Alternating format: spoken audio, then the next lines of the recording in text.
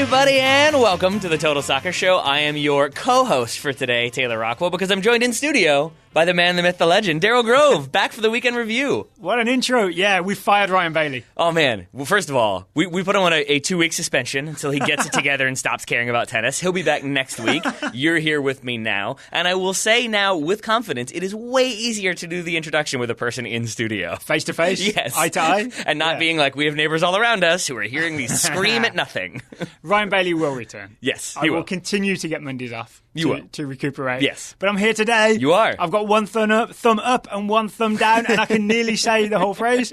It's a thumbs up, thumbs down weekend review. By the way, you can take over hosting now. I just wanted to do the introduction. Okay. It's a surprise, everyone. Well, like we said, thumbs up, thumbs down. Yes. First of all, I forgot how much work it is to do thumbs up, thumbs down. Yeah, it's not the most fun. There's a lot of soccer on the weekend. There is. And then, I was out of town this weekend, so with MLS playoffs and coming back, I felt like we were in an area with very limited cell reception. We didn't have Wi-Fi. And so suddenly when we did, it was like this weird returning to civilization, and everyone had aged 100 years and things had advanced, and I didn't really know what was happening. It always takes some time. All the league tables have changed. Yes, exactly. Bunch of MLS teams are eliminated. Yeah. It is a lot, though, so I appreciate you doing that. We should note that we're going to go sort of light on MLS on this episode because we're going to have Joe Lowry joining us to do a more in-depth tactical analysis of the games that happened and the games still to come. More expert analysis. That's a better way to put it. Yes. I'm going to say. Yes. I want to start with the big game in England. All right. Not Wolves Southampton. I want to start with Manchester United Liverpool. Okay. So it finished 1-1. Rashford scored in the first half. There was a late equaliser from Adam Lallana. We all saw it coming. Of all people. Yeah. I'm going to say thumbs up to Ole Gunnar Solskjaer for getting his tactics right. Even though it finished 1-1, I was really impressed with how Solskjaer set up his team and then changed the shape throughout the game. It should have been enough to get the win if Young and Rojo hadn't kind of switched off right at the end. I agree with you now on everything you just said. In the moment when I saw that lineup, I was a little bit terrified. I did put myself in a position to have cell reception to be able to watch that game on my phone. And when I saw the lineup, especially with Tuanzebe going out, with Rojo coming in, I was sort of concerned, confused. Back three was a little bit questionable. Yeah. Well, now I'm a little bit more into it. So you're a little emotional when it comes to Manchester United. I can just look at them cold and be like, this works, this didn't work. Oh, no, I get that. But I'm saying when you saw those starting 11s, I'm going to assume that you thought, this could be bad. And that's kind of where I was with this. No, I genuinely thought that's a lot of pace up front. Really? Yeah. All right. Yeah, because I'm intrigued by this. We've seen Man United play a counter-attacking game before. That's how Solskjaer set them up, right? It was essentially a 3-4-1-2. Yep. Is that a fair way to describe it? And the front two were Marcus Rashford and Danny James. And then when they would... he's Danny now. Is it Daniel James? I mean, it is, but I like Danny. It's fine. He just seems young and cheery. Yeah, Danny James. When United would counter-attack, those two strikers would pull wide. They'd almost become wingers. And then Pereira would bomb through the middle, sort of like a young Frank Lampard. He would go straight through the middle of the gap that was opened up. It's the best use of Pereira I've ever seen. So I've not been impressed with him at all for Manchester United. This is the game where he looked really useful. And the other advantage of this is he kind of had a free role, right? There's McTominay and the other defensive midfielder was Fred.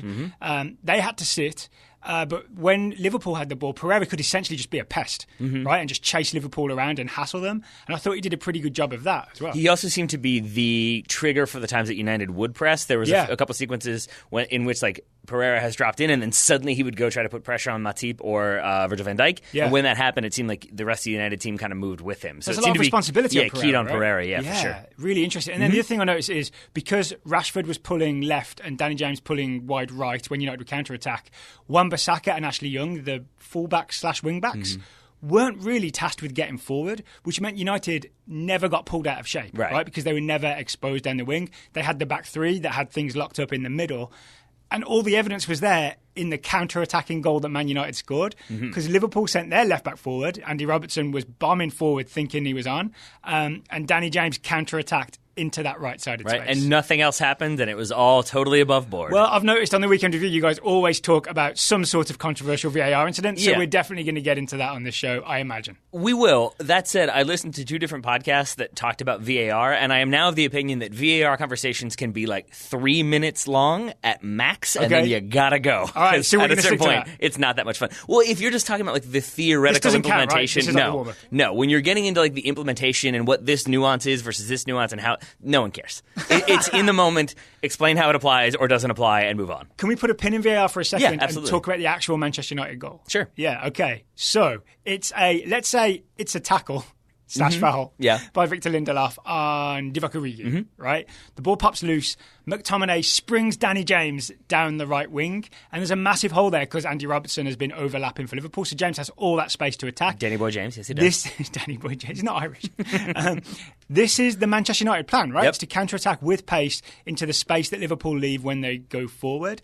And then James plays that beautiful, curling, bending ball into Marcus Rashford, who both Lee Dixon and Graham Lasso took turns noting, made a really nice run to the near post and then the far post, just enough to fool Joel Matip. And I think they were very happy to talk about that run because earlier in the half they had kind of consistently talked about how Marcus Rashford basically would be a way better player with more service around him and better quality players, and how even with England sometimes he gets frustrated by the lack of service, but when he gets it he makes really good runs and causes problems. And so I think for this goal that he makes a very smart run towards that near post, as you said. Matip kind of bites on that and tries to get in front, which allows that space in behind.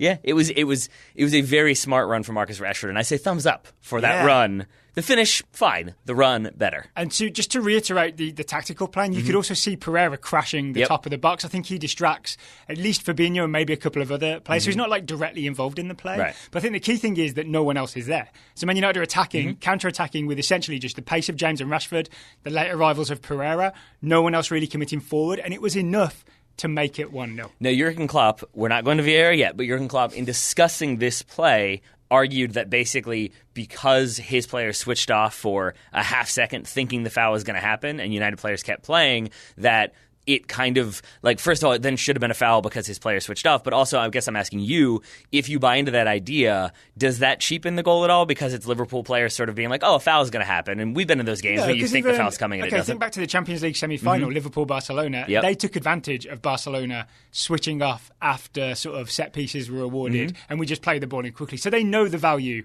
of not stopping because you think a decision has gone a certain way. I will not disagree with you. I'm just very mindful of the fact that I have a horse in this race, so I don't want to then like jump too much into like, no, it's fine, it's all good, it's all above board, don't worry about it. So are you ready to actually get into it then? Sure. The VAR incident is that Lindelof definitely does catch Divock Origi on the back of the calf after the ball has popped loose, and then McTominay launches the counter-attack. It is reviewed by VAR, but the goal is not overturned. Right. Yeah. And I think this is where like we're going to have to sort of focus up a little bit because I think it can be a very ranging conversation about VAR and the intricacy. Now I'm trying to make it longer. No, I think here there's a couple different things. I do think that in a normal game, this is probably a foul. I think just straight up Atkinson sees Lindelof going to the back of Origi, blows the whistle. Yeah. He kicked him in the calf, free kick. Now, yes, and I think that's no VAR. That's what happens here, and like I can see why Liverpool fans and Jurgen Klopp especially feel chagrined by this.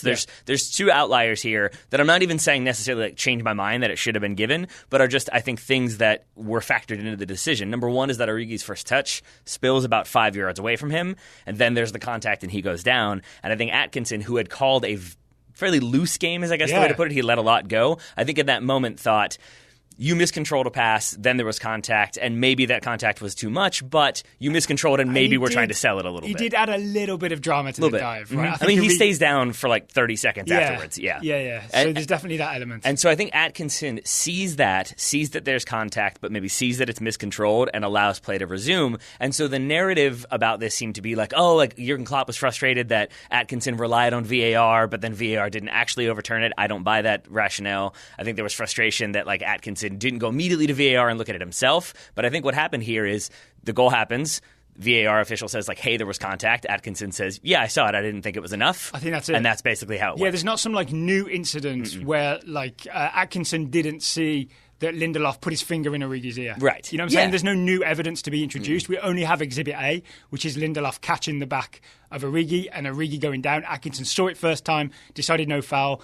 Seeing it again on VAR doesn't overrule it. The one thing I would say is, if I'm calling that game, I think that's a foul. I would have just blown the whistle then and there for Lindelof's foul on Origi. So it is a mistake from Atkinson, but it's not a failure of VAR because VAR kind of has its limits in terms of it can't overrule Atkinson. Which I think is a good thing in the end. You can't have the video guys overruling the centre ref. One thing I did find interesting, though, with the idea of like he made a mistake or he should have made this call is, by all accounts from former United players and former Liverpool players, is that Atkinson's reputation is as a former Yorkshire policeman. The way I heard two different players summarize him is get up. That's his mentality is like get up and play. That's what they hear from him a lot while they're playing. Exactly. That was a Darren Fletcher line that I think was backed up by Jamie Carragher, maybe. But I think that like that is sort of the way he chose to officiate this game. Maybe he's a big James Brown fan? That could be. Get on up. But I do wonder if maybe there was an element of he already kind of is okay with a physical game, and it's Manchester United, Liverpool, so there's always going to be physical clashes. If you start dishing out cards for things that are marginal, then suddenly you're going to have to dish out cards for everything, and you throw people off. You won't have that like blood and thunder Northwest derby, which is really what we did right? We did. And so I think that like 3 minutes are almost up, by the way. That's fine. I understand why it wasn't called with that in mind, but I also understand why Liverpool fans are frustrated and think that should have been a foul. The final thing I would say is that it is the case that this is how it's been called all season, similar to the Sadio Mane handball that I think people thought was maybe unfair, that he didn't really know. Any contact with the arm or the hand or whatever from an attacker is going to be called a free kick in the lead up to it. And in that case, the ball hits his hand, it comes down, he gets the goal. Yeah, exactly. I did enjoy David De Gea asking Lindelof just to make sure he didn't handle it, and when Lindelof said no, then he was like, definitely handball. Definitely handball on Sadio Mane. By that guy, not the other guy. Yeah, so if we're going with the way it's been interpreted, the way it's been called this season, I think that both of the decisions make sense, even if people are frustrated by them. All right, and here's why I'm still giving thumbs up to Ole Gunnar Solskjaer for his tactical setup. Yeah. We talked about the 3-4-1-2. About 60 minutes in, he switches it up a little bit, pulls Pereira back, and forms a three-man midfield. So now it's like McTominay deep, Pereira to the right, Fred to the left. I think that was the right move at the time to just... Because you can only sort of press and be stretched out a little bit for so long, right? Yep. You've got to slowly take your foot off the gas and shore up the defence. And then the last 10 minutes, he said to Danny James, you go back as well. Man United end up in a 5-4-1. I want to interject. And it would have worked if it wasn't for that final ball and the mistakes from Rojo and Young. But earlier you said that like Young and AWB, Aaron Bissaka, didn't have to get forward very much. That was the whole part of the system. So when you say like you can't press and stretch the whole game, you have to sit back and be defensive. Like weren't they sort of already doing that? Well, no. Rashford and James and Pereira were kind of running around chasing, and McTominay and Fred were kind of a little bit pressed up, and Young and Wan-Bissaka were sometimes level with McTominay and Fred, so it's like a four-man midfield. So when you go to the 5-3-2, Young and Wan-Bissaka are level with the back three, and then McTominay and Fred have an extra guy, so they can sort of not chase around so much, and Rashford and James's job is more to just stand in the way as opposed to chase around. So it's less chasing around from the front 3/5. Let me ask you this then, a genuine question that I don't really know the answer to or how I feel about it. Like, I take your point that it's an adjustment to be more defensive. You have to do that at some point, especially if you're trying to see the game out. But is there an argument that, like, if you're playing against a team like Liverpool who have so many attacking options and will keep attacking relentlessly over and over and over again, that at a certain point, if you're going, like, ultra defensive, you're sort of inviting that on, and it makes it harder to hold up? I've really thought about this before coming onto the show and giving a thumbs up for a tactical change or tactical evolution throughout the game that ultimately didn't work. I still think it was the right thing, even though they conceded. Because I think if he had just kept the front three and maybe the central midfielders running and running and running, eventually it would have broken down. Yeah. I have not been the biggest fan of Ole this season. I think he's made some interesting tactical choices and some poor substitution choices. This game was one of the few games I have seen where I thought he got it right and the individual lack of quality from some of his players was the actual problem. We'll talk about the second goal pretty soon. Right? Sure. What do you think of the idea that Man United are a really good counter-attacking team? And this stuff works against teams that will come at them. Because I'm thinking back to the... I think they're an okay counter-attacking team. Okay, so the tactic of counter-attacking seems to work against the bigger teams, right? Because didn't it kind of work against Arsenal? Yeah. United scored that McTominay goal kind of on the counter-attack. And wasn't it Danny James bursting down the right, crossing to Marcus Rashford? Yeah. And I think it ends up with McTominay. And I think you could even make the argument that, like, Chelsea, they get the goal early, and then they can kind of sit off a little bit and then look to exploit Chelsea, who are trying to get an equalizer. That's when they get the 4-0 win in the beginning of the season as well. I think kind of being able to sit back and then counter... works pretty well for them, So Solskjaer has half a plan for the season. He just needs maybe a more a useful plan for going up against teams that will sit back and not let you counter-attack into acres of space. That would be good. Yeah. I think my hesitation there is definitely... Pace is no good when there's loads of Burnley defenders or Wolves defenders in the way. Or when you haven't really worked on your patterns of play and how quickly you move the ball. Because that's where my hesitation is that, like, with Liverpool, I have this idea that if they're counterattacking, most of the time they're going to score. I think Firmino had an off night. Most of the time. Off night, off day, whatever it was. Like, there's a couple chances. There's one at the end of the first half that I feel like usually he puts in a more difficult position. Instead, he hit it right at De Gea. But generally speaking, I think of Liverpool's counterattack as like they're going to switch and play, and it's going to be clinical and efficient. Yeah. And with United, I think it's a bit more like individual pace and then crossing the ball. And so that's why I say like they're okay at it, but it still requires some development. Yeah, maybe the return of Martial will give them a bit of development. A safe maybe bet, Pogba to come back as well. Is he coming back? I don't know. All right, we'll see. Should we talk about Liverpool's equaliser? Yes. Liverpool fans will want to hear about it. They probably will. So Man United... This is a weird game. This is was, a weird right? game. Like this is a point that was much discussed, but like going into it, I think most United fans would have been like 1-1 draw, fine, we'll take it. And then with 10 minutes to go, it was like, now we're going to get 3 points. And Liverpool fans would have been sad by a draw heading into this one, and then at the end we're sort of like, okay, well at least we didn't lose, so that's fine. So the blame for this goal, I think I've already put it twice on both Young and Rojo, and that's because first Young is marking Lallana, then Lallana wanders over. Actually, no, he gets pushed by Young into Rojo. Sure does. Then Rojo's marking Rojo.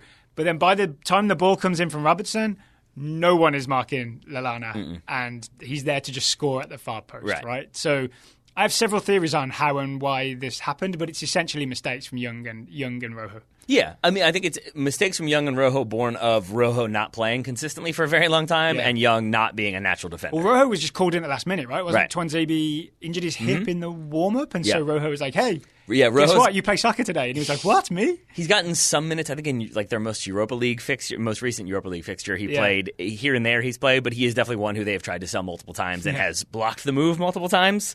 So here he plays, and I think you see some of the rustiness. I know you have a theory on that one. Yeah. My theory in the lead up to that one is just that Ashley Young, it's a thing United fans have seen from him this season and in the past, is sort of doing the shoving thing of Adam Lallana, like getting into it. That's great. You're being physical. You're knocking him off their game.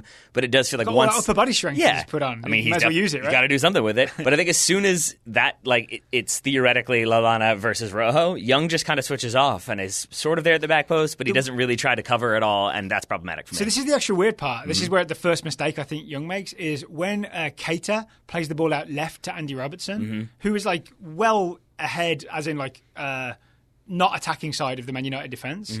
Young puts his arm up to appeal for offside and looks across at the linesman. Such an odd thing to do. All I could figure is even right there, he switched off to appeal for offside for a play that was like 10 yards onside. You're right, and the only thing I could think is that he assumed the ball was going to go into Firmino, who who was very much offside. Yes, that was. But you know what happens when you assume, right, Taylor? You end up not defending. You sometimes get things wrong. There we go. Yeah, and I do think that like with that ball going out wide, I've seen a few different people point out, and I would agree with that. Like Aaron Wan-Bissaka, who had a very good game otherwise, very too much inside, and that is, I think, a product of sitting back, collapsing, and being ultra defensive. Yeah. You stop thinking about like, oh yeah, I should spread wide because maybe that counterattack going to be on. And so Robertson has space to cross. And then like you can see Wan-Bissaka sort of realize like, uh-oh, and he goes like running out there, but by then it's too late. How long are these spider legs? Not that long. Not long enough in that case, Turns out. Okay, then the other big thing I see is Rojo, when this ball comes in, I think Rojo leaves Lallana to go and meet the ball. And I think he thinks, forget man marking, I'm just going to get there first, clear this thing, right? And I think he would have got away with it if it wasn't for those pesky kids. If it wasn't for that pesky Roberto Firmino.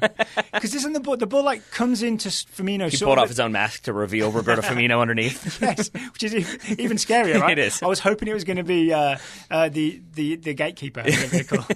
Who is it usually?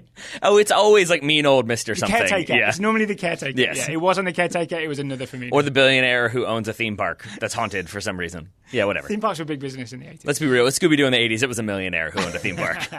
So Firmino doesn't meet the ball at the far post, and he either like leaves it and fakes it, or just doesn't quite get to it. And whichever it is, that's enough to throw off Marcus Rojo, because I think he thinks he's got to react to Firmino's redirect, but there is no redirect. So the ball just flashes past Marcus Rojo. So he's left his mark and he doesn't get to the ball. Ashley Young was thinking about offside and is like just completely lost Lallana. That's why Lallana is free at the far post.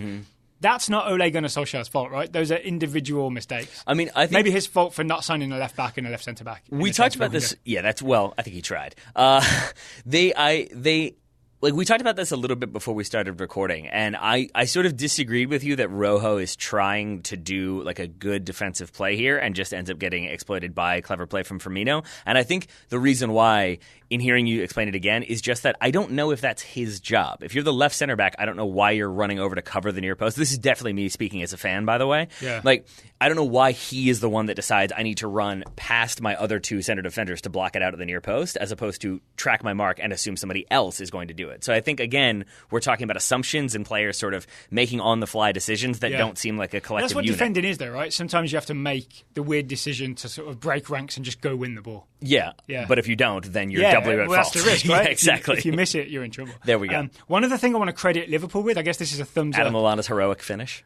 I mean, that. Yeah. But also, there was definitely a decision made in the second half to just crush Danny James. Yep. So there was Van Dijk basically hip-checked him. I think gets him like right in the middle. Fabinho hip-checks him into the face. To be fair, I think his nose bleeds. A Van Dijk hip check on Danny Boy James is definitely like around his temple for James. Yeah. You're right. Virgil van Dijk slightly larger. Fabinho really does get him in the nose, though. So there are two really big like slam challenges that are never really going to be red cards because a hip check never looks as bad as like a 2-footed tackle or whatever. So I think it's really smart, aggressive, like borderline violent, but enough to sort of send Danny James a message or make him a little bit scared, just to kind of try and nullify a threat that was really threatening Liverpool. And this is why they're able to get a 1-1 draw out of a game that it looked like they were losing, because I'm essentially making the case that they're potential champions because they're willing to do these quite nasty things.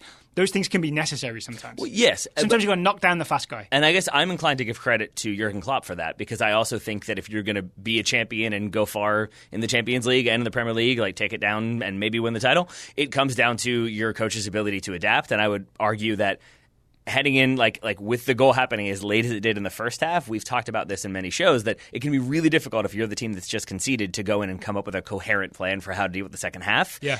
And I'm going to assume that Klopp went in there and was pissed off, and maybe that filtered into so be physical. He's not going to call fouls. He's not going to give cards. Yeah. Knock him around. Don't be afraid to hit him back. Yeah, Atkinson's giving you the green light. Right? And I think that probably explains why the physicality was ratcheted up and why Liverpool players were sort of inclined to knock United players around a little bit more in the second half. All right. So, anything else on this game? No. I mean, a 1-1 is a weird result, but I guess well done to both teams. Why not? I mean, I enjoyed it. As an initial, I really enjoyed watching it. Did you? It. Yeah. All right. Well, there we go. That's all I'm sure they were looking for. I'm sure that's what they premiered. But if our listeners are looking for maybe some tickets to any sort of live event, Daryl Grove, then they should listen to our words about today's sponsor. They should. Today's show is sponsored by SeatGeek. Sometimes it can feel like ticketing websites make getting to the event difficult. And maybe they're even doing it on purpose, which I'm going to say... some certainly are. It's a bad business model. Yeah. It's a bad business model. Maybe they're so big they think they can get away with it. Not SeatGeek. They're still in startup mode. They're still out to make things as easy as possible for you. That's right. They prove there's a better way. You can search sports, live music, comedy, and more. SeatGeek will have the tickets you're looking for in one place, and they will have them with a guarantee that they are actual tickets to an actual event. So if you are a person who's looking for, say, playoff El Tráfico tickets, they are there. They are expensive, which is to be expected for one LA team playing another LA team with LA executives all around. Isn't the deal that they're on the secondary market, El Tráfico tickets for LAFC v Galaxy are more expensive than Lakers v Clippers tickets? Yes. Yeah. What a victory for soccer. Yeah, I think so. I think it's basketball regular season versus MLS playoffs. I think if you flip that one around, maybe I don't want to get in the weeds on this, Taylor. But if you've got a spare $361, you can get very, very up close and personal tickets. But there are tickets available. You can play for the LA Galaxy. Yeah, exactly. Yes, for a couple more. You get Partners to be Latin up front. Yeah. You get to be the fifth choice center back on the bench, just in case. But there are slightly less expensive tickets. They call it the Rojo ticket. Yes, yeah. I was going to say slightly cheaper tickets, but that's not what those are. But you can get any range of tickets, albeit for a little bit more money, to El Tráfico, but also every second round of the MLS playoffs. Okay. There are tickets available for maybe a slightly better value. I think the cheapest available would be RSL traveling to Seattle. Those were around $30. All right, so you can see, so that's Seattle at home facing RSL. For how much? Around 30, I think it was 29 was the lowest one I saw. What if I only wanted to pay 19? Well, Daryl, I've got an offer for you. Our listeners can get $10 off their first SeatGeek purchase. All they need to do is use our promo code, which is, not surprisingly, TSS. Oh, you haven't changed it? I have not. TSS, if you download the SeatGeek app and use the promo code TSS for $10 off your first purchase. One more time, Daryl, that promo code is TSS for $10 off your first purchase. There we are. So thank you very much to SeatGeek for sponsoring today's episode. We spent a good long while talking about Man United Liverpool. Shall we spend a good long while talking about Chelsea Newcastle? Yeah, I feel like I was everywhere with my thumbs. I'm good with it. I didn't give you a chance to do many thumbs. I mean, I can go first if you want. I think I did a Marcus Rashford thumb. I'm fine with that. Then I'm going to say thumbs up to the Chelsea team doctor for curing Christian Pulisic's flu. Yes, okay. He did it. They found a way to cure it. They didn't think there was a cure for the flu. Turns out there is. It turns out if you ask him, are you okay? And he says, yes, it's cured, and he can play. They should have tried that in the Great Epidemic. As opposed to trying it after they subbed him out already. Yeah. Yes. So, for those not paying attention... I just searched. Do you feel better? Yes, flu's gone. We won't put you on the cart. Influenza outbreak is no more. So it's the 64th minute. It's Chelsea 0, Newcastle 0. Newcastle are doing their classic 5-4-1. Yep. Right? So they're really hard to break down, basically. Chelsea are having trouble getting through. Off the bench, Christian Pulisic comes off the bench, replaces Mason Mount as, at this point, the number 10 in a 4-2-3-1. So Christian Pulisic comes on. He's the number 10. He's got Tammy Abraham ahead of him. To his right is Willian, and to his left is Callum Hudson-Odoi. And just to complete the picture, Jorginho and Kovacic behind him. Right. Pulisic at the heart of Chelsea's attack, right? 64th minute. By the 74th minute, he has what we're going to call an MLS assist or a hockey assist for Alonso's goal to make it 1-0. He wasn't great in the 10 minutes building up to that. He was really, I think that gave Pulisic a little confidence boost. He was really good after that. Driving at people, should have had an assist when he squared it to Abraham in the box. I think DeAndre Yedlin. Thumbs down to DeAndre Yedlin for finally doing something good this week. I have thumbs up to Yedlin, but we'll get back to that one later on for that play as well as other things as well. I would pause there to say, like, I feel like I know why you're saying he wasn't as good in the lead up to that goal in like the 10 minutes before. Yeah. I actually, so I went back and watched because I agreed with you, but I was trying to figure out why. I have a theory, but I'd like to hear yours. Oh, okay. Well, my theory is basically, it seemed to me that Lampard asked him to kind of go in, stay central, and be like a central figure for Chelsea. And move into, right? and move into space and like try to like exploit gaps and pull defenders out to the extent possible. But I was surprised by how stationary he was, and that's why I found myself watching it, because we've talked about this in the past about like if a player is doing a thing that doesn't quite make sense, but they keep doing it, then to me the logical conclusion is that's what they've been told to do. Yeah. And it does kind of vibe with what we've seen from Pulisic in the was it Ipswich that they destroyed? I forget who it was who they destroyed in the League Cup. In the EFL Cup? Yeah. It wasn't Ipswich. It wasn't, was it? It was... somebody. Oh, I can't remember. It doesn't matter. The point is, like, in that game, we talked about how we were surprised he wasn't more selfish and destroying people. I don't think it was Barry, because don't they not exist anymore? It wasn't Barry. There we go. But anyway, like we talked about how he didn't like want to make it all like beat 6 people and score a goal and go at people and do his own individual thing. It felt like he was much more trying to play like kind of as a team. And this seemed like that same performance to me. And so I feel like there's a chance that that's what Lampard has asked him to do. I agree. So just what worried me for that first 10 minutes was that he was trying to stay central and get open. And the angles were always slightly wrong. Yeah. Like every time he ran into space, it was like the space was there and he'd run into it, but then that space had closed down. Newcastle had already shut it down. So it's like he was a few seconds behind where the space was. Right. You know what I'm saying? So I don't know if this is a flaw in Pulisic's game or if it was just a rough 10 minutes with a really clogged defensive midfield from Newcastle, but he just didn't seem good at finding the available space before it opened up. Right. It was after it had closed down. You get to a shop and it's just closed. Yeah. That's what Pulisic was doing for the first 10 I don't minutes. disagree with that, but I also think that he not necessarily like abandons that approach, but he reduces a little bit his like I'm going to stay in the middle and then I'm going to try to make runs, and is much more making runs off the ball that are like not like right into space to like help like create 1-2s, but like for the chance that he has that Dubravka saves. It's the he has a chance after like 2 minutes. Coming on, right? And I think that one is like he makes a darting run in at the back post, but then adjusts when the ball kind of deflects and is able to get, I would say, a good first touch, given that it's behind him, to then put himself into a shooting opportunity. He shoots right at the keeper, just like he did against Canada. Yeah, and if you watch Jordan Morris watched that and had flashbacks. I would say this, though. So in the moment, I was like, oh, here we go. The narrative's going to be like, he had his chance. He should have taken it. Yeah. The ball's played behind him. That he's able to get a shot out of it is already, I think, a positive, that he's able to set himself up with a really good first touch. He's also being challenged and falling over as he shoots. So it wasn't quite that same, you've got to bury this. It was a, reactionary, oh, I've got a chance, and he kind of snatches at it, but I still think puts himself in a good position. And then obviously for the goal, for the MLS assist, I don't know what a hockey assist is. I do, but I'm not calling it that. It's an MLS assist. I felt like he made a very smart run and had excellent vision to be able to spot Callum Hudson-Odoi at the back post. Well, yeah, what I like is he finally gets open, receives the ball from Jorginho, I think, with it. So he's outside the area, and I think he receives it kind of with his back to goal. He does. And he does a thing that I think Greg Berhalter would have loved, which is to receive the ball and turn at the same time. And then he goes at Newcastle. And he does that thing when a dangerous player dribbles at you, you kind of crowd around him, and then you choose the right time to release it, which is exactly what Pulisic did, right? He drew people in, then he found Hudson-Odoi. And going back, way back when, to his early seasons at Dortmund, one of the things that I remember you especially would kind of point out, and it became a thing that we were like, okay, we need to see that game and part of his game develop, was the low kind of blind crosses that he would often hit. Yeah, just playing it into people's shins and knees. Kind of jumping to the end line and driving it across and hoping something happened. And that stood out to me just because in this moment he does that, but then he picks out a corridor, a space to play that ball into that ends in Callum Hudson-Odoi at the back post. But he picks that spot and plays the ball perfectly in. Maybe not perfectly; it's slightly behind, which is why. Hudson-Odoi. I need an abbreviation for this. That Cho. Isn't. C-H-O. You want to call him Cho? Yeah. That Cho can receive and then he lays it off, but it's still really good vision from Pulisic.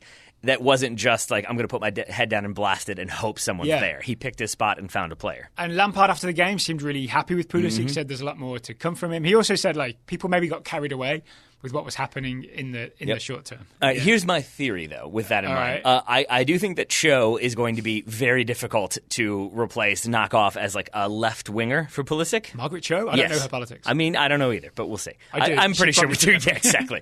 But I think Callum Hudson-Odoi is going to be very difficult to remove as the left winger. I think he's looking better and better, right? Now he's back from injury. Willian seems to be preferred on the right side. Pedro can come in there as well. I think reports of Williams' demise have been greatly exaggerated. But Mason Mount seems like a player that Pulisic could eventually overtake. I know you don't want to hear that because you want a young English number 10 to be succeeding. You'd like both of them too. I feel like there's enough English midfielders at this point, and we kind of need Pulisic in the US, that I would choose Pulisic over Mount. But I hope that he continues to get chances there and continues to develop, because amending what I said earlier, I now kind of, with our conversation in mind, feel like there's a chance that Lampard told him to do the sort of thing that he ended up doing that leads to the goal, but he initially interpreted that as stay central and just be the facilitator. And as he got a bit more creative and backed himself and turned and went at players, that's when he created. And so I hope he continues to do that, gets those chances, and maybe ends up becoming the number 10 that they didn't even know they needed. But maybe also knew they needed. I would take that for Christian Pulisic. I have two other little things from this game. Yeah. One is, still though, thumbs down to Chelsea.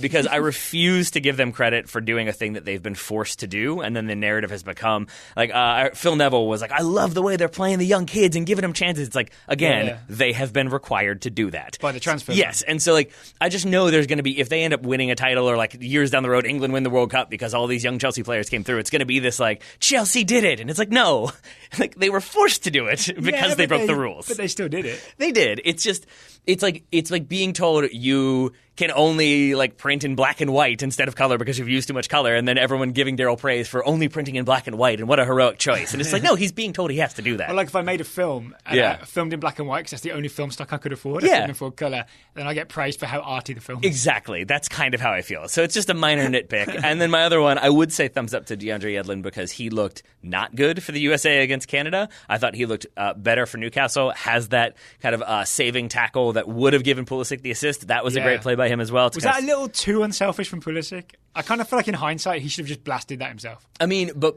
by the same token, if he blasts it and puts it wide or hits it right at the goalkeeper again. I was thinking blasting it into the back of the net. I mean, that would have been ideal. But I thought this as well. But I think in that moment, he doesn't see Yedlin because Yedlin is coming from so far back that it looks like just a square tap in for Tammy Abraham. I think Tammy Abraham thought the same thing because his face was very much like, what just happened now? He really surprised. He was very confused.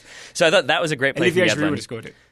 Yeah. No. The other thing I wanted to say was just like, it's a larger conversation. I don't know how much we want to get into it here, but there was the whole story about like sources close to Yedlin said that he was happy to be back with Newcastle because things were so bad with the U.S. men's national team. Yeah, I read those quotes. Yeah, the locker room like wasn't exactly a good place right now or whatever. I took those quotes to mean because they lost to Canada, the locker room wasn't a good place. Everyone was really unhappy after the game. And I think a few people have read that and extrapolated it to mean the atmosphere around the team has been bad for ages. Yeah. You know what I mean? The atmosphere looked fine when they were beating Cuba 7-0.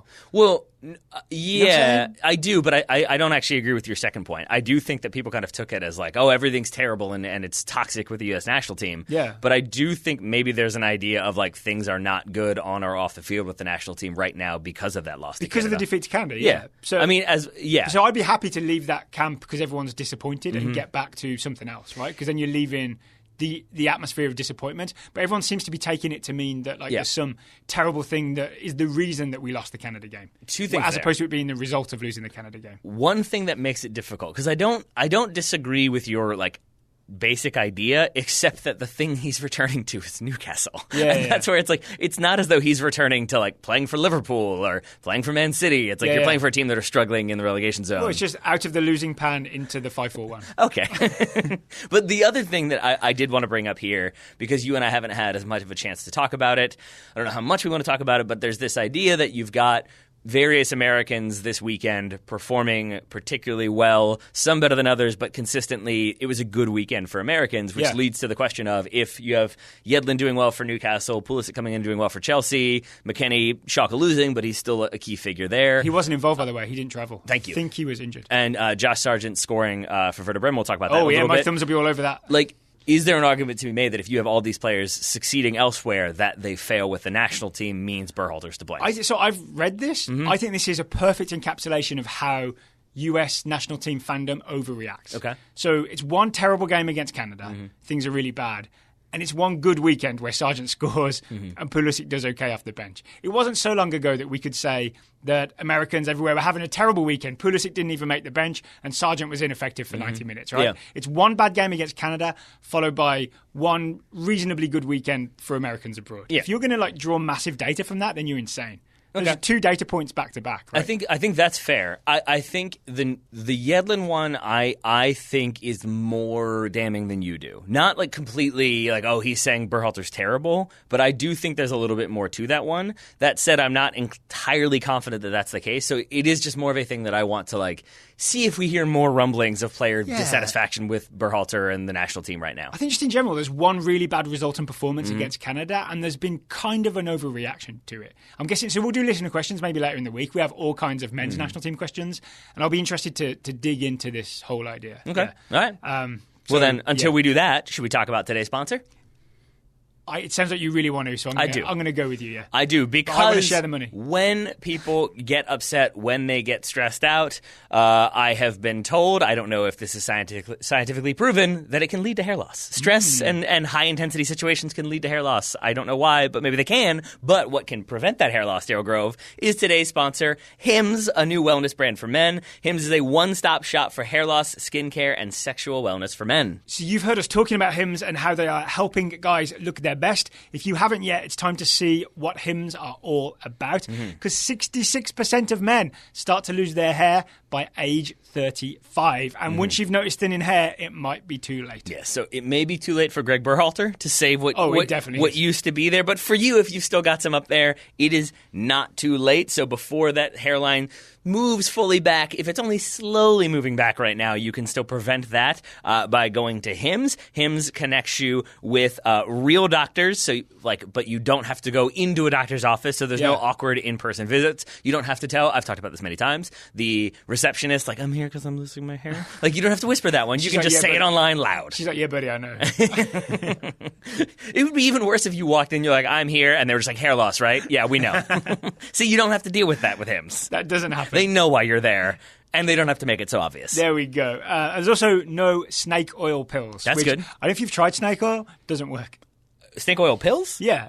Do they make the oil into a pill? Do they freeze it? They do. I mean, the whole thing, like, anytime you see someone selling snake oil, you'd be like, oh, I know that. Be a that gel work. tab, I guess. Yeah, okay, that makes sense. No snake oil gel tabs. No, instead, you're getting real solutions backed by science. You answer a few quick questions. A doctor reviews them. If they determine it's right for you, they can prescribe you medication to treat hair loss that is shipped directly to your door. And it's not just us. Everyone's talking about this. It's been featured in GQ, Everyone. Men's Health, Esquire, and Playboy, to name a few. I haven't read that last one, never heard of it. Our listeners can get started with the Hims Complete Hair Kit today for just $5 while supplies last and subject to doctor's approval. See the website for full details and for safety information. This could cost hundreds, and you'll be insulted by a receptionist if you went to a doctor or a pharmacy somewhere else. Instead, go to forhims.com/total soccer. That's forhims.com/total soccer. What's that URL, Taylor? forhims.com/total soccer. Oh, I like it in the high pitch. Yeah. I like it in the high pitch. Thank you very much to For Hims for sponsoring today's episode of the Total Soccer Show. Daryl, some more thumbs up, thumbs down to get to. This one a bit more like, not necessarily rapid fire, but quick fire. Okay. All right. Quick thumbs. You got them ready? Quick thumbs? Mm-hmm. Yeah, let's go with Josh Sargent. You mentioned him, right? He scored the opening goal for Werder Bremen in their what turned out to be a 1-1 draw with Hertha Berlin. I'm assuming you've seen this goal. I have. I kind of enjoyed it because it had the thing I'd been talking about with Josh Sargent, where he does the thing where he comes short, receives the ball, but then plays a kind of sneaky layoff pass, plays it out wide to, I believe, Eggestein, one of the Eggestein brothers, and then gets it back. The shot is deflected, so it's not so great. But I'm really focused on the pass. I really like the hold-up play in the pass. I wish I had, like, Johnny Carson style written this down and sealed it in an envelope, because when I first saw the goal itself, I was like, really? Like, we're all very excited about a deflected shot. Like, it's great. He scored and he took the chance, but it's a pretty massive deflection. And then as soon as I saw the build-up to it, I thought, oh, Daryl's going to have things to say about this. Because, yes, it's Sargent. Contrasting that with especially what we saw against Canada, where his hold-up play, like his first touch, the ball popped up, the ball went back, he failed to control. He actually triggered some counterattacks for Canada with how poor his hold-up play was. So here, to see him kind of receive the ball, make that pass, as you said, but turn and make the run in. Yeah. But he doesn't overrun. He's not sprinting to get on a ball like in towards the 6-yard box. Instead, he hangs back and allows that space to develop. He lets the defense drop as if he was crashing to the near post and instead pulls back. Yeah. Yep. Really smart recognition of space. So well done. I say thumbs up to Josh Sargent as well. And sticking with Americans, I'm going to say we are going to talk MLS playoffs on the show with Joe Lowry, but we should mention here, thumbs up to Jordan Morris. Hat-trick hero. Yep. Here's what I've got. Thumbs up to Jordan Morris for scoring what I call the perfect Jordan Morris hat-trick. Okay. So you know a normal perfect hat-trick is right foot, left foot, header? People talk about it as the perfect hat-trick. Mine is face, back of head, and accidental own goal. That's the Jesse Ziders hat-trick. Okay, there we go. The perfect Jordan Morris hat-trick, left foot. There we go. That's what he did. Yep. 2 left-footed finishes and the header in Seattle's 4-3 extra-time win over FC Dallas. Yes, and at the time, Seattle looking like they had somehow found a way not to win, then Jordan Morris finds a way to win. I mean, especially that fourth goal, the header. I don't know how much you've looked at it, but it's an absolute scramble in the box. I think Rui Diaz has 2 shots in a row blocked, and I think the one pops off of Rui Diaz after it's blocked, pops up in the air, and it's Jordan Morris who is kind of alive enough and aggressive enough to just power through. I've forgotten who he beats in the air, but really just like launches himself, scores that winning goal. Everyone. He beats everyone to score that goal. Yes, so a well-taken goal there from Jordan Morris, albeit a scrappy and maybe fortunate goal, but still, he took it well. As I said, we'll talk more about Joe Lowry, but we do have a question about this goal and about Jordan Morris in general. So this came via the usual listener questions, right? Matthew Cleveland. It just seemed like a good time to ask it. Should Jordan Morris, Matthew Cleveland asks, should Jordan Morris take advantage of his current form and try his luck overseas? Similar to Taylor, I've been very impressed with his play lately. I want to see how far he can go. What leagues do you think he could go well in? All right. So we're imagining... I feel like that question answered itself if we're moving to what leagues would he do well in over should he go abroad. I mean, kind of yes, right? He's done so well in MLS.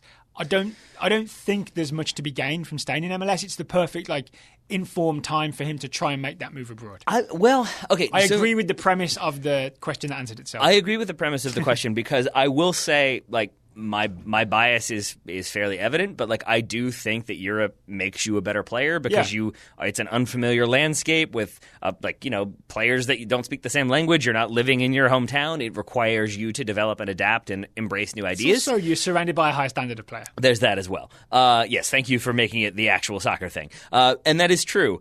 The thing with Jordan Morris... You can take your dog with you. They let you take your dog. The thing with Jordan Morris, like, I was really frustrated when he chose not to go to Werder Bremen because of his dog and his girlfriend. But, like, to your point about his development, like, he scored those goals with his left foot because that's a thing he has worked on. Like, he has developed his game. He has adjusted it. Even though he won't admit it. Yeah. Well, I think it was, like, Seattle fans seemed very annoyed that I had asked that question because it's a thing he's been talking about all season. I haven't heard him talk about it all season, so it's new to me. Yeah. But, like, it does seem like a thing that he has placed like emphasis on throughout this season, and he has gotten better at it. And so I guess in my mind, it's like if he's in form, feels very confident, is doing good things, and is developing as a player, I don't necessarily think he needs to go abroad. I'm not going to be upset if he does it at the end of this season, the way I might be with other players who are national team eligible or already playing for the national team. But if he were to go, all right, let me reframe it then for you. Then, would you like to see him go abroad? No. I don't think so. That's interesting. I know that's... man, this might just be entirely informed by his recent form for the national team and for Seattle, but like, if he is developing as a player and playing very well for the national team, I thought he was our best player against Canada and against Mexico as well and other games as well. Like, I'm okay with him staying there because I guess the other aspect of it is that I don't necessarily back him to go out and thrive. I don't know if he is that level of like Weston McKennie is maybe not a player we knew at the time was like definitely going to go to Schalke and make his way to the first team. But like Pulisic going from Dortmund to Chelsea, we had an idea of like, okay, he is moving there because he can compete at that level and we expect him to blend in. And when he didn't, there were questions, but it feels like maybe it's just going to take time. With Jordan Morris, I don't know if he's a player who goes to a club and immediately comes in as a starter, and I also don't know if he's a player who, if he's not a starter automatically, does that motivate him to get there, or is he more of a like, well, this isn't fun, I'm not enjoying this? Well, I'm kind of with you on that. Like, if he went to, say, the Bundesliga now, there's a chance he succeeds, especially with his pace, right? You've got that sort of raw asset. There's also a chance that he is stuck on the bench somewhere, and then his national team form drops, and we don't have him in top form for World Cup qualifying. I would love for him to go somewhere essentially a little easier, like mid-table Eredivisie or even like Belgium. He would annihilate the Eredivisie. He would. I mean, not really, because it's still a very competitive league and Ajax will destroy all. But yes, I think he would enjoy playing against some of those Eredivisie defenses. But you look at like Jonathan David, who played really well for Canada against us. He plays for Ghent, not Genk. I don't know who would make that mistake. He plays. You sure? You sure it's Ghent and not Genk? He plays for a Belgian team again. But Jordan Morris could absolutely succeed at that level. The big question is, would he get paid as much? You know, 'cause he's got that good contract, right? So that might be the stumbling block now is a mid-table Dutch team or a Belgian team might not be able to match the offer financially. And the only place that could match or improve the offer financially is a place where he'd have serious competition for minutes. So I think that would be the reason he wouldn't move would be that, right? Yeah. I mean, it's tough. It's tough, though, because, like, I could see him. I think he would be fine in the Eredivisie. I don't think he would do well in the Premier League. I don't think he would do well in Spain, even. Like, it's a bit more technical. Yeah, he's a bit too maybe direct. Like, Spain, so I do actually think that, like, Bundesliga is maybe an area where he maybe could lower table Bundesliga? Yeah, maybe. But then you're playing for a lower table Bundesliga team. There's always the risk of relegation. Join Zach Steffen. Yeah, sure. Yeah. Fortuna Düsseldorf. Yeah, why not? No, but like that, like I guess that's the other thing, and like this is where like people who don't like MLS or want our Americans to constantly be pushing themselves. Jurgen Klinsmann hates me right now, put it that way. But like, does going to Fortuna Düsseldorf, where like potentially they find themselves, not right now, but if they find themselves in a relegation scrap, this is a thing we've seen many times for Americans in the Bundesliga. When that happens, sort of tactics go out the window, like the kind of flair players go out the window. It's about be defensive, stave off relegation. Yeah, does that help him develop versus staying in Seattle and being a key attacking piece for a team that is consistently near the top of the West? Honestly, yes. Muscly, pacey guy. He'd still get minutes in a sort of relegation-threatened team, and he'd just be up against a better standard of defender than he faces in Major League Soccer. So I think, yes, it would help him develop as a player. And so with all of that said then, because I guess I don't necessarily disagree. I think my honest answer, and it is an answer for me, is like, no, I don't think he needs to go, but I also like am not going to be mad if he stays, and I'm not going to be like upset if he doesn't go, and vice versa. Like, I think there are arguments for him staying in Seattle that make sense to me. There are arguments for him going that make sense to me, and so I'm sort of like, either way, I think I'm okay with it. Oh, does it hurt sitting on that fence? It does not, because I'm not sitting on the fence. I've made that fence my seat. just thought maybe like being your Burton. Nah. No? Mm-mm. All right. I don't know, Colin Coward. Do you want me to make more like, this is how it's got to be, Daryl. He's got to go to Germany right now. Otherwise, he's sitting on the sidelines, not developing the way he needs to, and that's not what a champion does. But is LeBron the greatest player of all time? God, yeah. We all know LeBron James never surrounded himself with a bunch of really good players that allowed him to play at a next level. He always went out and ran the team by himself. That's not what he did. Never uses his left foot. All right, so big picture MLS. Oh, and also LeBron James, maybe read about China. Just throwing that out there. Just a couple books, a couple things, a couple articles. Big picture MLS. We're going to talk to Joe Lowry in the next day or so. Right? Yeah. We're going to get a good tactical review of all those MLS playoff games. I just want to say thumbs up to MLS for making the first round single elimination because it was crazy. Terrific. In a good way. Yes, it was. I think basically when you have two-legged games, you can be 1-0 down in the 60th minute away from home and you just think, all right, we'll fix this next week. It was this time you have to 1-0 down 60th minute. You got to go for it, right? So these games were wide open. There were 27 goals in 6 games. There were average of 4 point something. 4.5. There we go. I did the calculation. There we go. Did you do the calculation or did you find that somewhere else? Did you do the actual math? 27 by 6. Oh my goodness, Yeah. Daryl Grove doing math. I don't know what to make of that anymore. It's been a while. 2 things to your point though.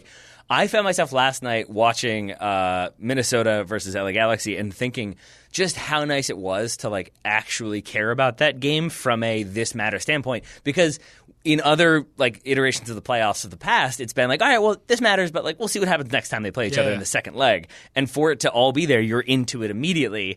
And secondly, to your point about how this has been a really exciting first round of the playoffs, Vito Monone goes forward in the dying moments of this one for the corner when it's 2-1. And I, more than I think I ever have, expected a goalkeeper to score in that moment. It just felt like that's how crazy they've been. The only way to cap it off is a goalkeeper scoring the equalizer in extra time. Or in injury time, excuse me. Before anyone emails, we do know that the playing games were single elimination, but those were literally the worst playoff teams, so they weren't good games. Yeah, it was basically we don't want this to go on longer than it has to. Yeah. Let's just get them out of the way. But these are good teams in single elimination, and so it provided some really great entertainment. I'm not going to commit to saying there was high quality.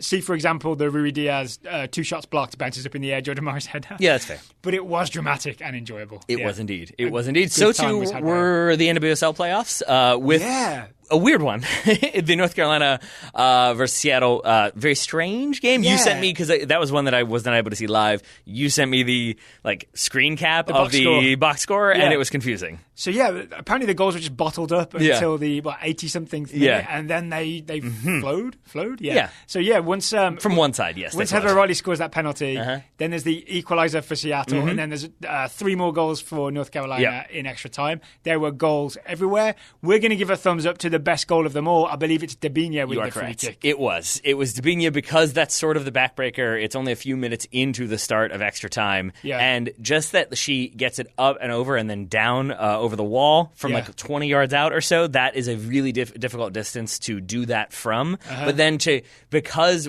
whenever you have the goalkeeper at full stretch on a free kick and it still goes in, you really have posterized at that point, and it makes it look that much prettier. So it was already a technically well-struck goal, but then the full stretch goalkeeper with the number of players in the wall, and especially some famous players in that wall, made it that much more impressive. So it makes it aesthetically pleasing. Yes. It goes up. Seeing Megan Rapinoe trying to block that free kick desperately adds a little bit to it. I was going to say it goes up and over some pink hair. There we go. Yeah. There's also a little minor assist from Jalen Hinkle, right? Because doesn't she sort of... Oh, she does the fake? Yeah. The fake, and I wonder if that fools the keeper a little bit, or if it's all about Dabinia's technique. I think it's all about Dabinia's technique. 99% Dabinia's technique. I think so. I think so, because her, it's not as the keeper slid all the way over thinking that shot was coming and then had to run all the way back. I think she more or less was okay, that's the pump fake. The actual shot's coming from the one who's actually going to hit it, from the Brazilian goal scorer. So he's always going to be the Brazilian. Yes. Yeah. Also, a thumbs up to Heather O'Reilly, who I think didn't really expect to be playing soccer this year. Or certainly not as much as she has been. Instead, scoring penalties in the semifinals. Yep. Yeah. Key figure to give North Carolina the lead, and then is on the field as they proceed to run riot against Seattle in extra time. She gets the assist on the own goal as well. I think so, the hockey assist. She gets the hockey assist there. Why are you going hockey? Call it the MLS assist. I think I read somewhere about Pulisic getting the hockey assist. Yeah, that's fine. Yeah. Can we call it an NWSL assist? Yes, that's fine. NWSL assist, So well done to Heather O'Reilly. Well done, too, to the Chicago Chicago Red Stars. Yes. Sam Kerr scoring in the 8th minute. I'm going to say thumbs down to Sam Kerr for being predictable, because I saw 1-0 Chicago Red Stars over Portland Thorns, and I thought, and you knew? Oh, Sam Kerr scored. Yeah. I looked it up. Oh, there it is. There's that Sam Kerr goal.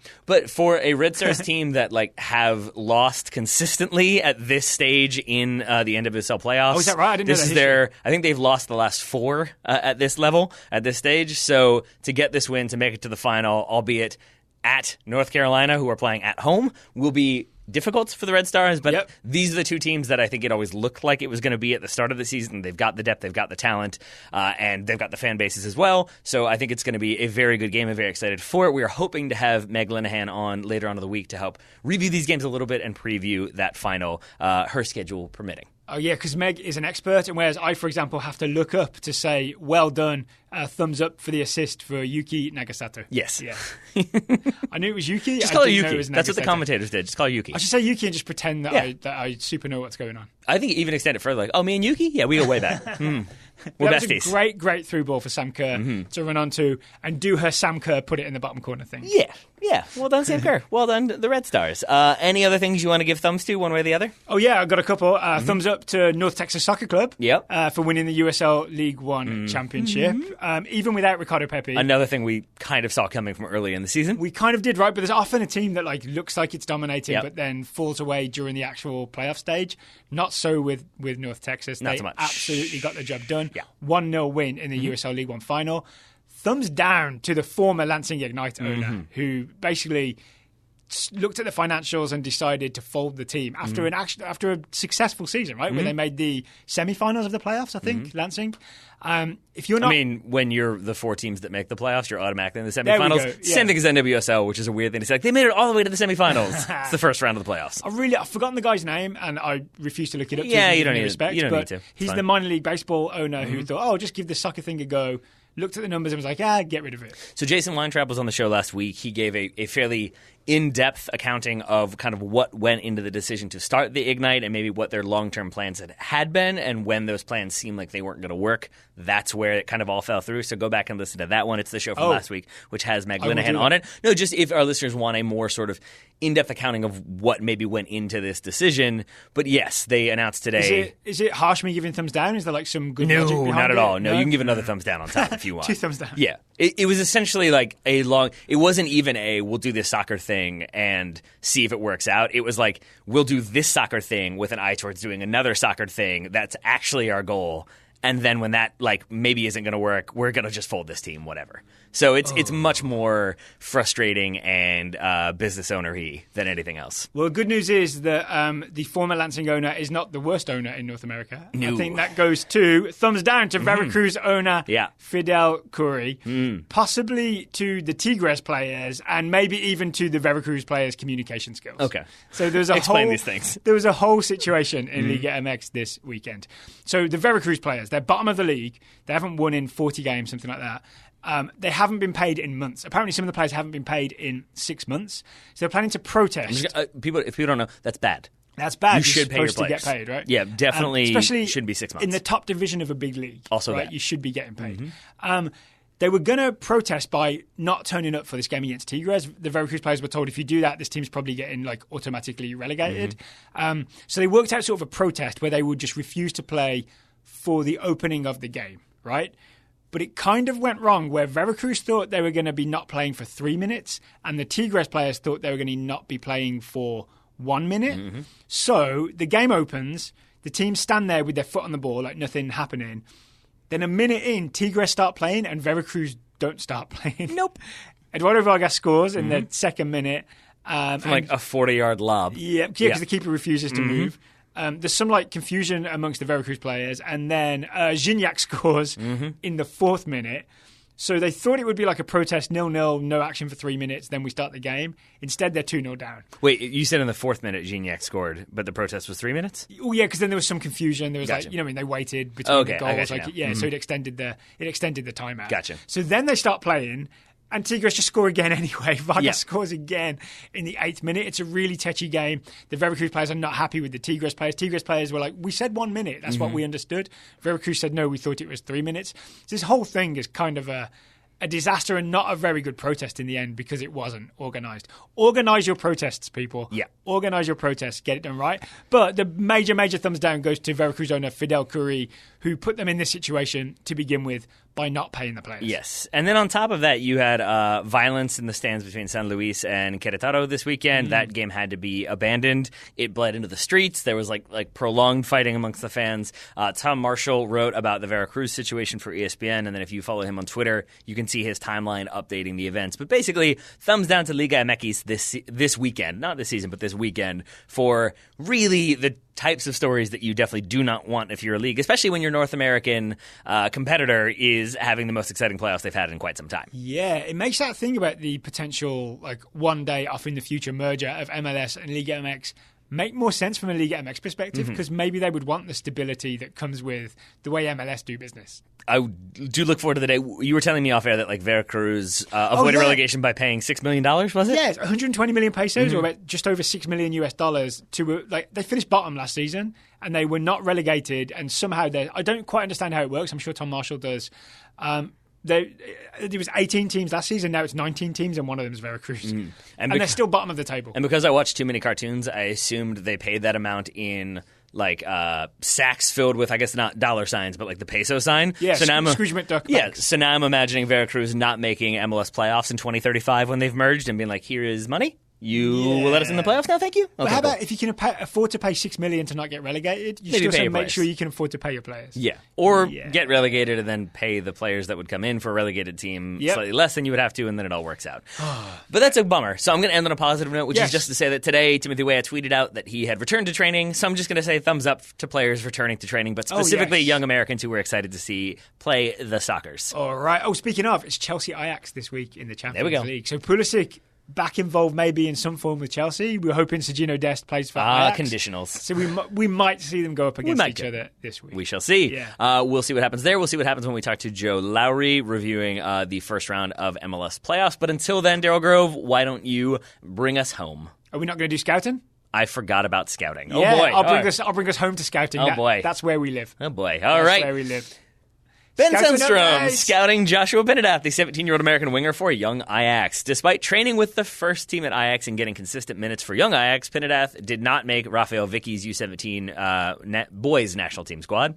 Regarding his nationality, Pinedeth does not hold a European passport. His mom is an executive at Google and works in Amsterdam. Pinedeth joined Ajax's academy in 2016, leaving La Fabrica when she transferred from Madrid to Amsterdam. He can only play in the country in which she works. Got it. Thank you, Ben Sundstrom, for a very good scouting report.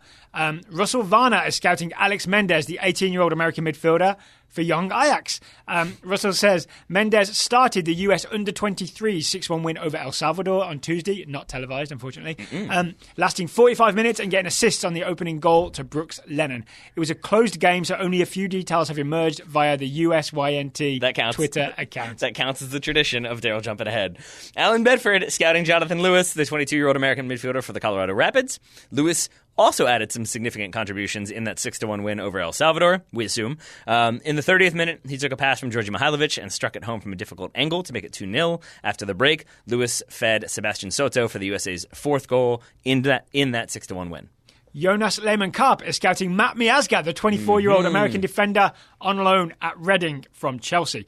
Jonas says Matt Miazga scored a last-second stoppage time winner 7 minutes into added time for Reading over Preston this past weekend. I didn't know about this. Miazga continues to be the greatest US men's defender of several generations and put in a solid shift in the game against Cuba. He didn't put a foot wrong against Canada, I'll say that much. Ryan Downey scouting Zion Jones, the 19-year-old American forward for the Charlotte Independents. After not getting on the pitch in over a month, Zion Jones was subbed on in the 58th minute of Charlotte Independents' 3-0 loss to the Swope Park Rangers. It's hard to say why Zion hasn't been getting more playing time because he always brings a spark to his struggling side. He is lightning quick and showed off his pace when he blew by Swope Park's right back and played a pinpoint curling cross to Enzo Martinez, who missed a simple shot at the back post. Maybe that's why, because he keeps setting his teammates up and making them look bad when they can't finish. That's why they don't Zion Jones in the lineup. Stop embarrassing them. Yeah. James Chucker is scouting Dwayne Octavius Holmes. I hope that's not the reason why. The 24-year-old American midfielder at Derby County. James says Dwayne played the full 90 for the first time this season in a draw against Leeds. New coach Philippe Cocu complimented Holmes' performance, saying, quote, "He gives us more pace," unquote. I thought it was going to be longer. Suggesting Dwayne should have a valued role on the championship side if he can remain healthy. Yeah, that was one of those in which we tend to remove the he should have more time, might get more opportunities, except it felt really weird to end with complimented Holmes' performance saying, quote, he gives us more pace, end quote. And that was it. Not quite. Matt Koss, scouting Luca Toussaint, not Toussart. The 23-year-old French midfielder for Lyon, Luca Toussaint.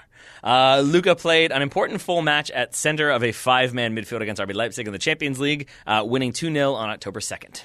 Okay. Zach Rose is scouting Ronaldo Vieira, the 21-year-old English midfielder at Sampdoria.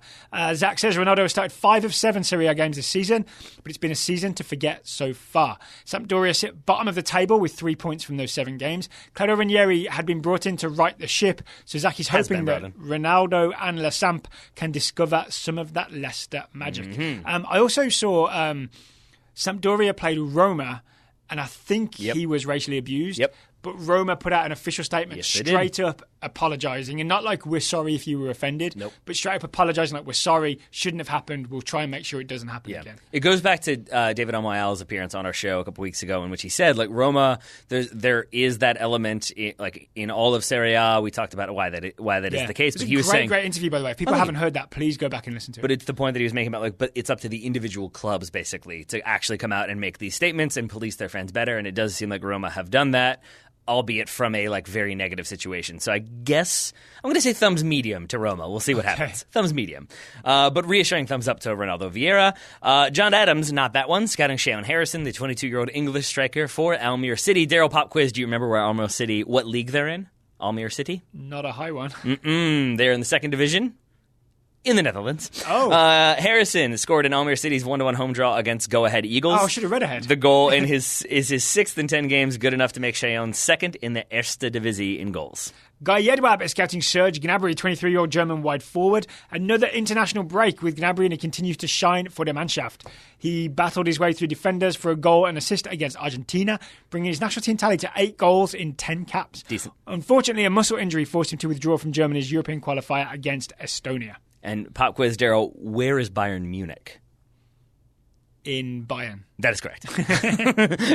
David Nowaszewski scouting. It actually is in Bavaria, Munich. There we go. Sebastian Szymański, the 22-year-old Polish midfielder for Dynamo Moscow. Shimmy, as he's affectionately known, started both matches for Poland in the October international break. He assisted on a goal in Poland's 3-0 beatdown of Latvia and featured prominently in the attack in a 2-0 win over Macedonia, a victory which officially qualified Poland for the 2020 Euros, go on then. where we would expect Sebastian Szymański, a.k.a. Shimmy, to feature. At club level, Shimmy's making regular appearances, usually starts for Dynamo, who are currently treading water near the relegation zone in Russia. Kaz Tidrick is scouting Robbie Mertz. Frozen water, I believe. Frozen water. Kaz Tidrick is scouting Robbie Mertz, a 22-year-old American midfielder for the Pittsburgh Riverhounds. Kaz says Robbie went the full 90 in the Hounds' 1-0 win over St. Louis in the penultimate match of the USL Championship regular season. There we are. So thank you to everyone for contributing the scouting reports. Daryl, do you want to take us to the scouting reports? I'm flipping it around since I already tried to bring us home. Taylor Rockwell, thank you for taking the time to talk to me today. Right back at you, buddy. Listeners, thank you for listening, and tune back in. Even that's not how podcasts work, but tune back in for our big MLS review with Joe Lowry coming soon. Put a big dial on your phone and then tune it in.